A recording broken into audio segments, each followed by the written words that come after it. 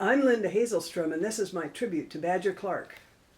One of Badger Clark's really well-known poems is The Legend of Boastful Bill, and it's a fun poem. It's a great poem.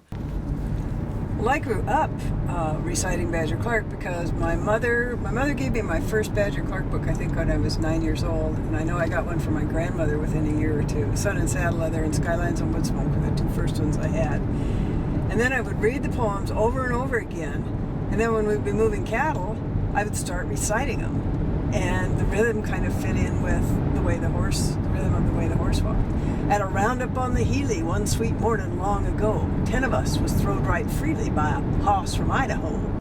And we thought he'd go begging for a man to break his pride, till a hitching up one leg and Boastful Bill cut loose and cried, "I'm a ornery proposition for to hurt.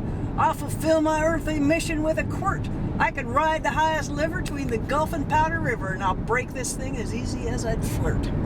Well, of course, that was one of the ones I memorized early on because it's funny, it's got great rhythm.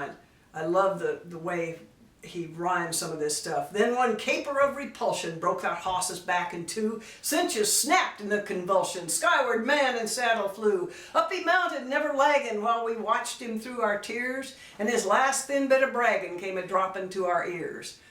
Well, I was one of the people who was fortunate enough to represent the National Cowboy Poetry Gathering at a poetry slam in New York City a few years ago. And I was sitting in a very large auditorium with a whole lot of people listening to the wonderful Montana poet Paul Zorziski recite this terrific poem from memory. And he froze. He forgot a line. And I had been reciting it in my head all the way. And I was able to bellow out the line that he had forgotten, and he was able to go right on with it. And my, that was a wonderful moment. The story of the poem is Boastful Bill is riding the horse, and then it breaks its back, and he mounts up to the stars, and he disappears, and his last thin bit of bragging comes a drop into their ears. And then the poem ends that he's going to come back someday. He'll come back someday, a straddle of a bald-faced thunderbolt.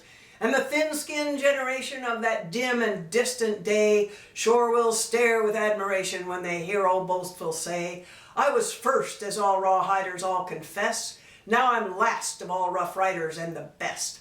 Huh, you soft and dainty floaters with your aeroplanes and motors. Huh, are you the great-grandchildren of the West?